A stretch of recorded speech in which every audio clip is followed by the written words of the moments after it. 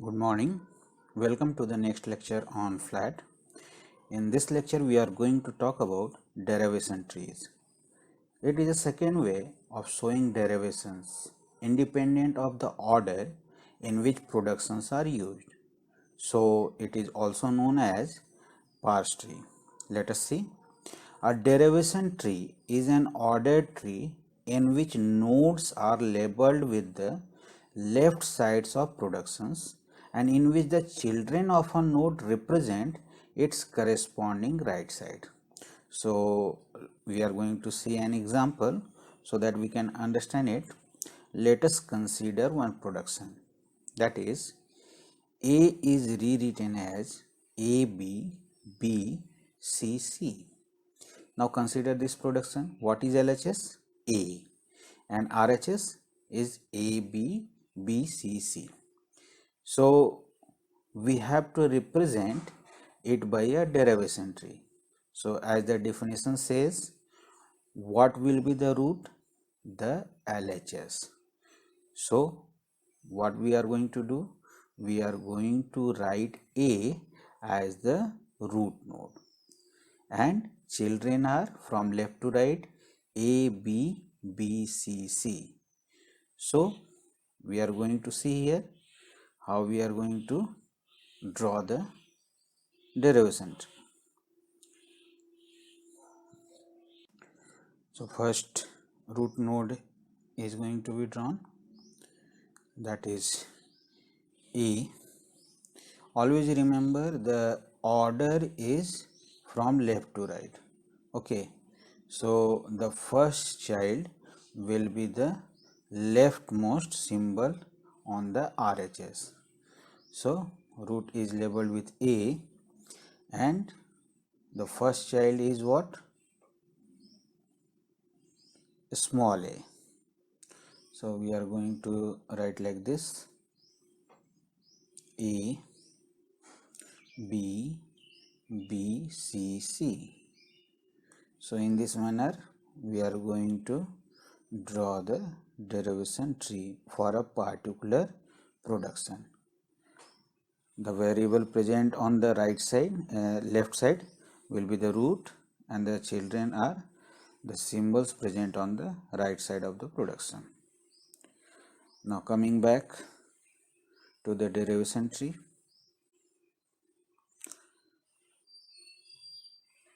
let us consider one grammar.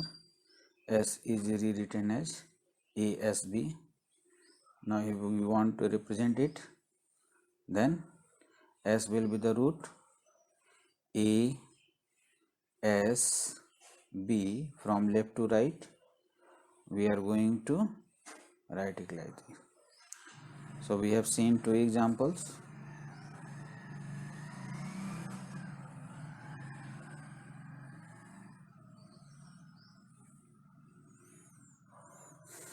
So in a derivation tree, a node labeled with a variable occurring on the left side of a production has children consisting of the symbols on the right side of that production. As we have already seen, beginning with the root labeled with the start symbol and ending in leaves that are terminals, a derivation tree shows how each variable is replaced in the derivation. So ultimately derivation tree shows the derivation from the start symbol to the particular string of that language. So in this way we are going to see the use of derivation tree. Now we are going to see the formal definition.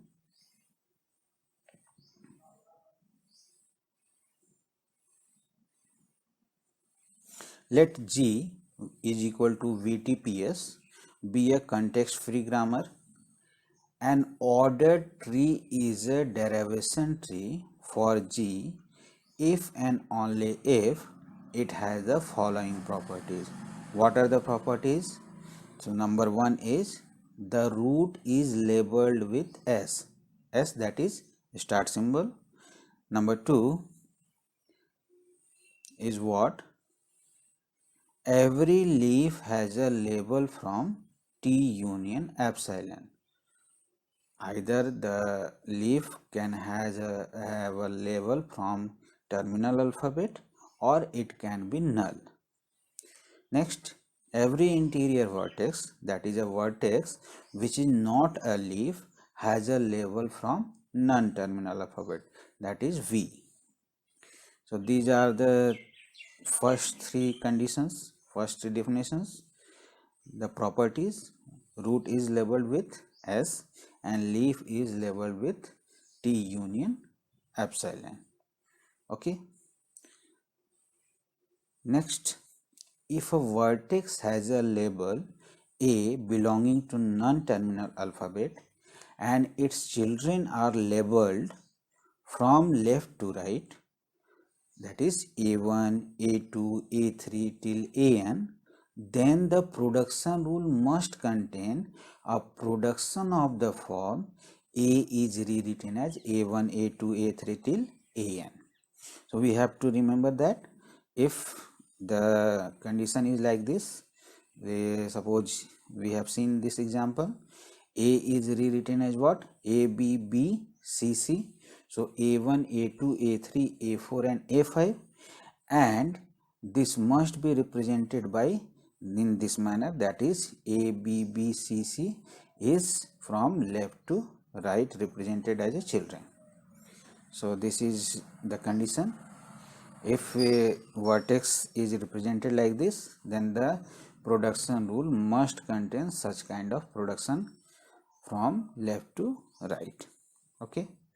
So this production has been included so that we are getting this kind of representation for the particular derivation tree. So I think this is clear. Now coming back to the next condition.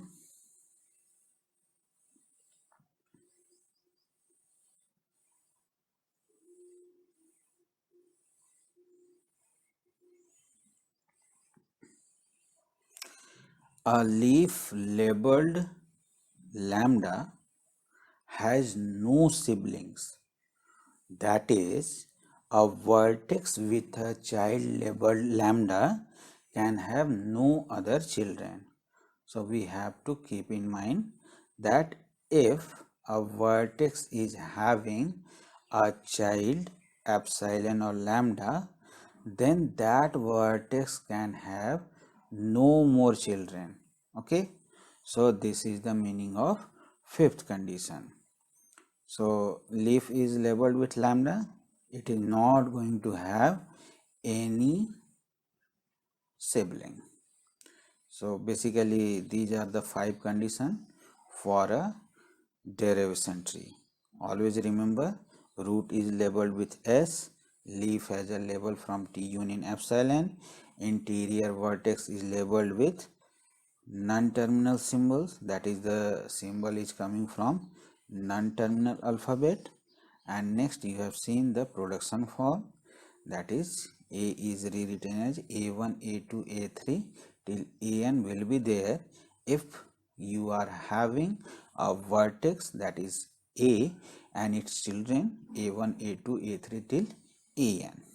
Okay, and if a leaf is labeled with lambda, then it has no sibling. You have to remember this for a particular definition of a derivation tree. I think this definition is clear. So we can proceed further for partial derivation tree. So a tree that has properties 3, 4 and 5 but in which one does not necessarily hold and in which property 2 is replaced by 2a, that is every leaf has a label from V union T union epsilon or lambda, is said to be a partial derivation tree. So the root may not be the start symbol, that is what we are calling here, in which one does not necessarily hold, and 3, 4 and 5 are kept, but 2, that is the property of 2 number is what? The leaf has a label from T union epsilon has been changed. That is, the symbol from variable can also appear at the leaf. Okay. So you have to remember that interior vertex is coming from variable or non-terminal symbol. Again, if you are having, for fourth property, if you are having a vertex V and a vertex like a symbol containing a, and its children are a1 a2 till an, then the production must contain, that is, a is rewritten as a1 a2 a3 till an. And the fifth property was what? The vertex containing lambda with lambda as a label is not going to have any sibling. So you have to keep that in mind. So partial derivation tree, let us see. All these are examples of partial derivation tree. You can see here the leaf is not containing the symbols from V union T. Now consider one question. You are having one grammar containing the productions as S is rewritten as XX. Again, X is rewritten as XXX or BX or XB or E.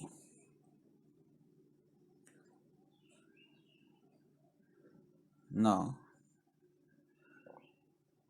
let us consider one production, that is X is rewritten as X, X and X. You can see here clearly that LHS of the production rule is coming on the root node.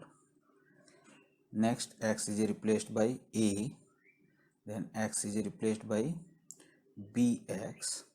Okay, you can see here the leaf is containing symbols from terminal alphabet as well as from the non-terminal alphabet. So you can see here that property 2a is appearing, but all the conditions are not fulfilled for a derivation tree. It is fulfilling the condition for partial derivation tree. So this tree is an example of partial derivation tree. Okay. Root node, as you can see here, it is not the start symbol. Also, interior vertex is coming from the non-terminal alphabet, that is V. So definitely all the conditions for derivation tree is not appearing here, not fulfilling here. So we are going to see that this is an example of partial derivation tree, not a derivation tree. Okay. So V union T union lambda, lambda is not appearing here, that's fine, but this is an example of partial derivation tree.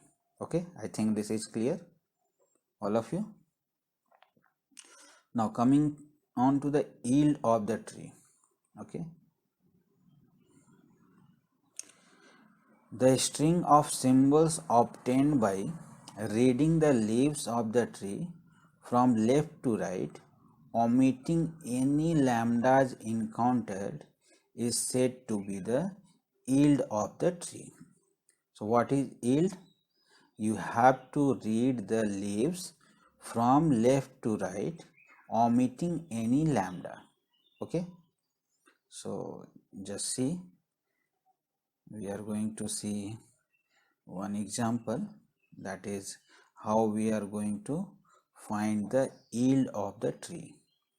As you have already seen that you are having partial derivation tree and derivation tree, and you are going to find the yield by reading the leaves of the tree from left to right. And what you have to remember, you have to omit any lambdas or epsilon encountered in between. Okay, so if you keep this in mind, you can easily find yield of the tree. As you can see here, what is the yield? You have to read from left to right. So yield is nothing but A B X X. You are reading from left to right. Okay, you have to remember that lambda concatenated with any symbol is equal to symbol concatenated with lambda is equal to that symbol itself. That's why we are talking about omitting lambda encountered in between. Okay, so this is clear. I think the yield of the tree is all the leaves you have to read from left to right, like in this manner, A B X X. This is the yield of the partial derivation tree. Okay, now just representing the yield. Okay, A B X X. So always remember the yield of the partial derivation tree is sentential form. Now consider the grammar G with productions S is rewritten as ASB and S is rewritten as AB. Okay. Now if we want to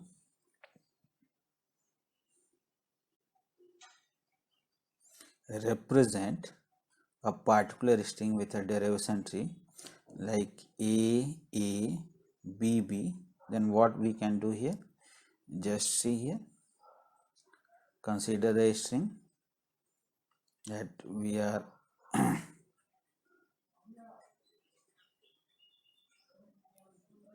interested with, the string A, B, B.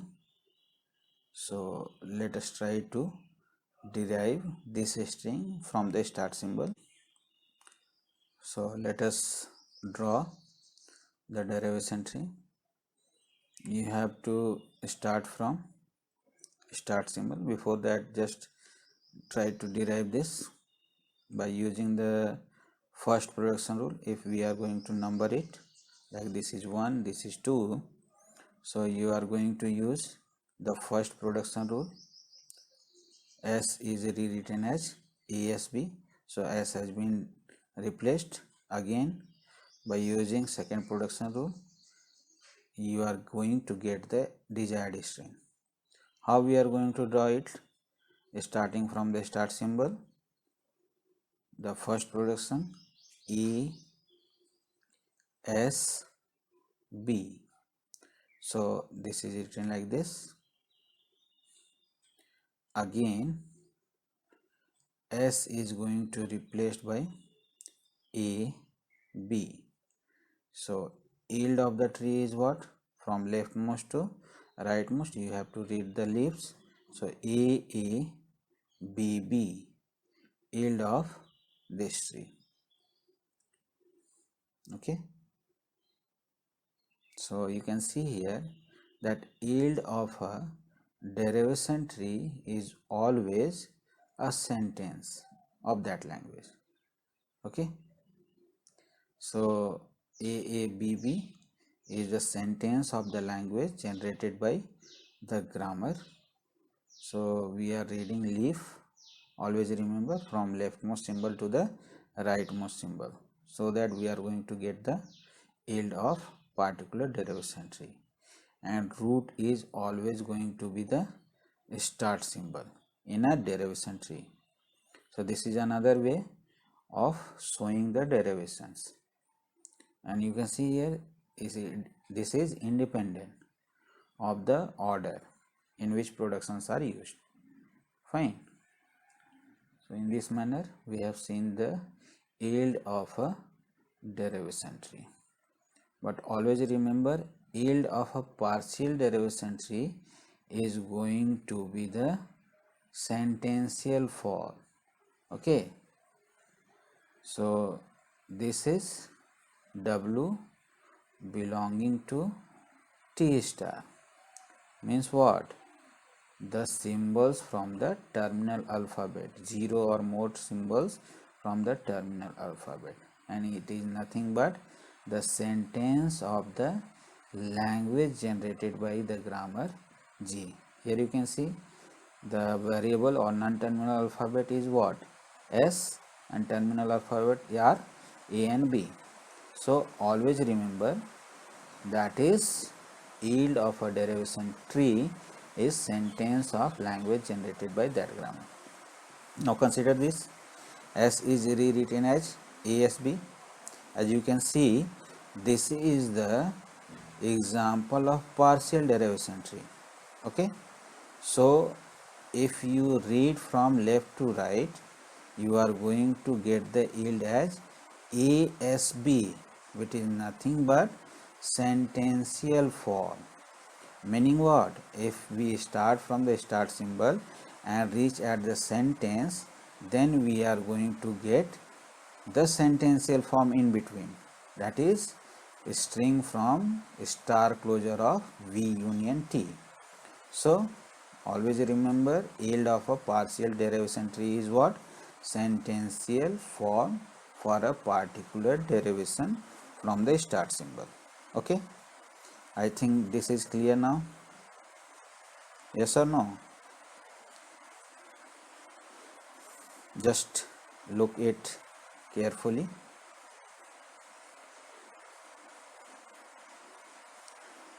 Now I am going to give you one question. You have to try to draw the derivation tree and try to derive for that string whether this string belongs to the language generated by that grammar or not. Okay, you already have this grammar. S is rewritten as XX, X is rewritten as XXX, BX, XB or A. So you are having 1, 2, 3, 4 and 5 production. This OR symbol is, I think, clear now.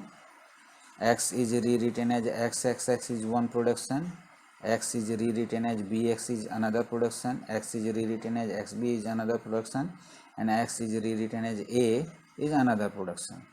So because LHS is same, so we have used the OR symbols. Okay, now what exactly is the question?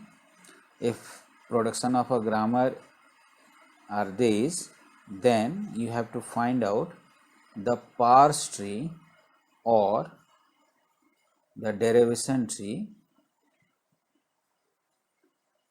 for a particular string. Okay, and that string is B B A A A A B. Okay, this is the question. So just try, take your time.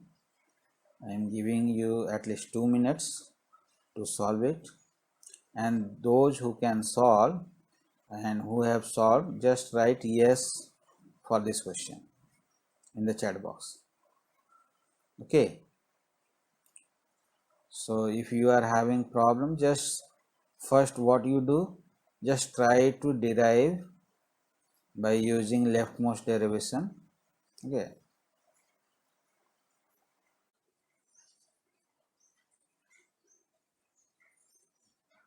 those who have done, fine. Those who could not, just see how we are going to derive this string. If this belongs to the language generated by this grammar, then definitely that string is going to be derived by using the leftmost derivation. Okay, or we can use rightmost derivation as well, but here you are going to say with the leftmost derivation, and we are going to draw the corresponding derivation tree. Okay, so first we have to keep in the mind, we have to use the production rules which satisfies the requirement for matching the symbols of the given string. So there are many production rules, but we will use judiciously that production matches with the symbols of the given string. Okay.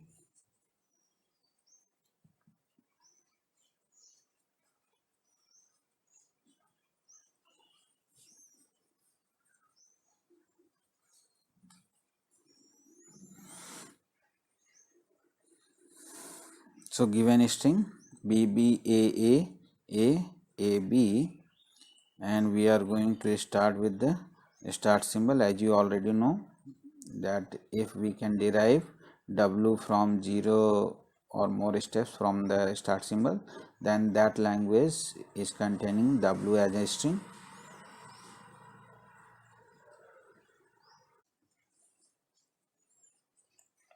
Always keep this in mind. So W is going to belong L of G provided S is deriving W in 0 or more steps. Okay, so let us start. Only one production is there for S, so we are going to use that production. S is rewritten as XX. Now the leftmost symbol is what? X, and you can see here that one production is matching with the leftmost symbol of the given string. Okay, so we are going to use the leftmost derivation. So X is going to be replaced by the production rule.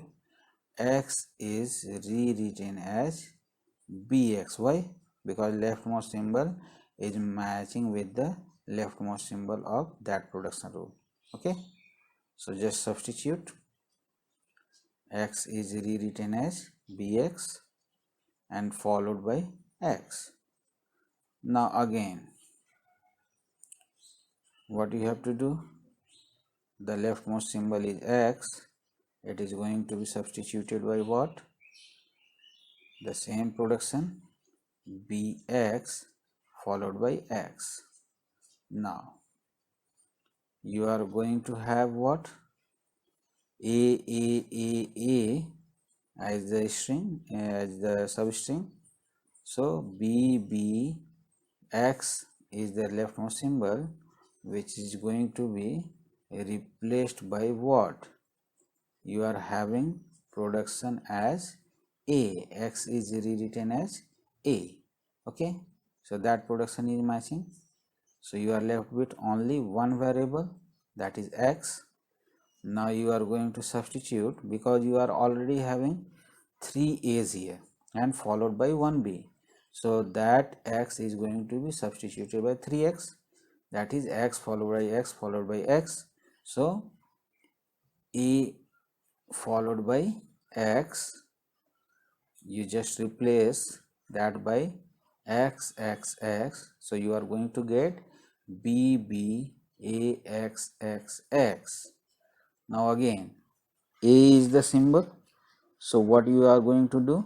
Use the same production. X is rewritten as A, so you are going to get BBAAXX. Again use same production, BBAAX.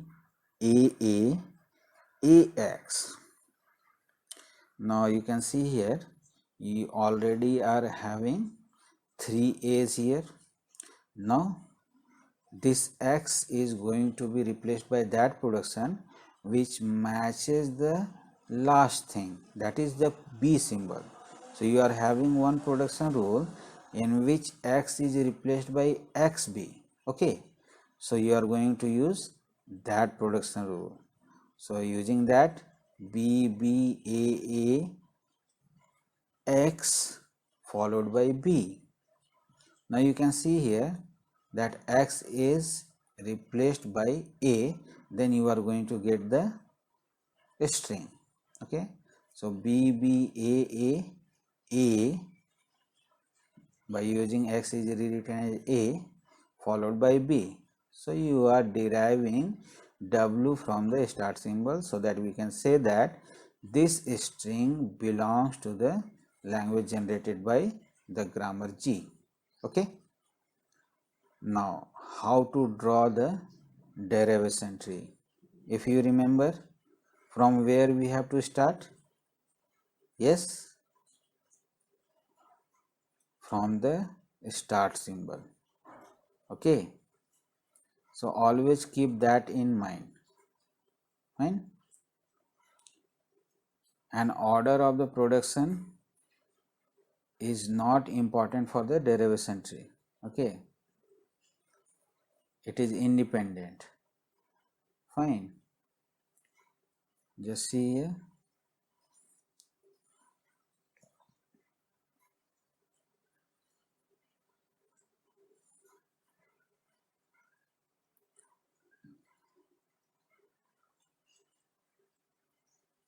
So root node is what? Start symbol. Next, which production we have used? XX,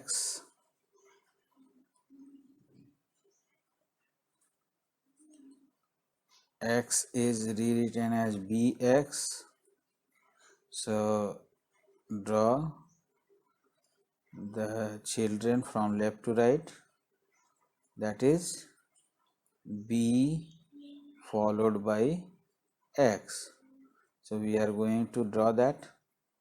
Okay, so leftmost node will be b, and then it is going to be followed by x. So b x, understand it carefully, because this is going to be used in future when we talk about ambiguity. Okay, next we are going to get again b x.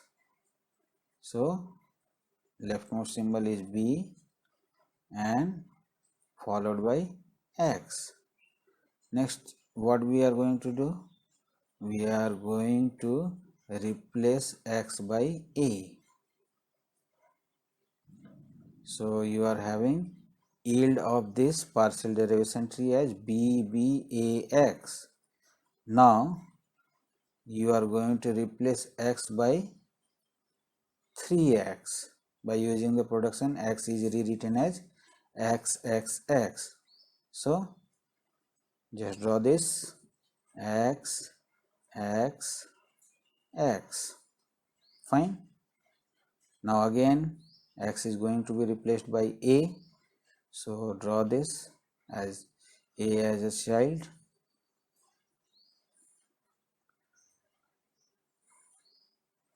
Next, again x is going to be replaced by a. So by using the production, x is rewritten as a. Next,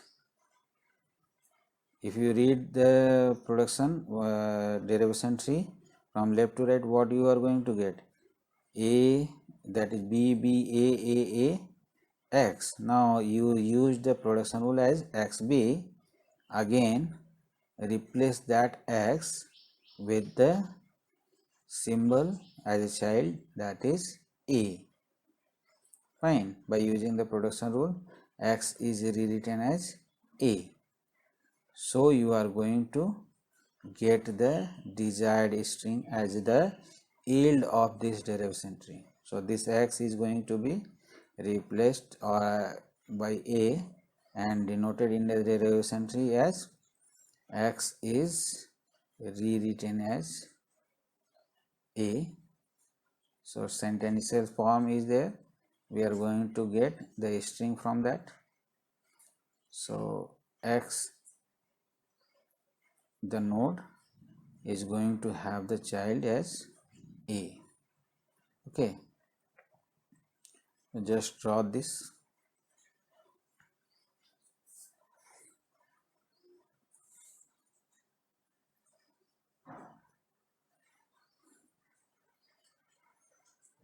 X is rewritten as a.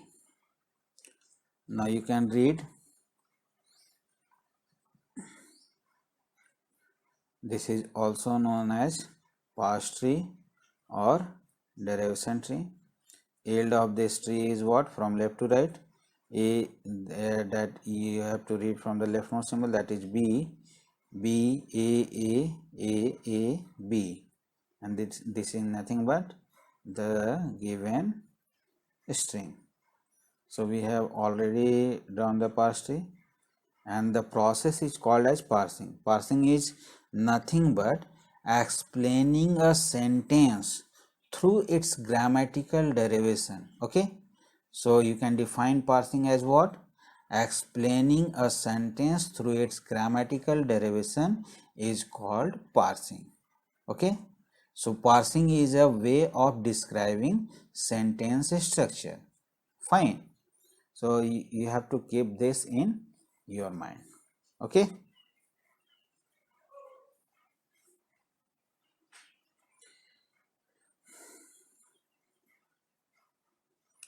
And what we are talking about?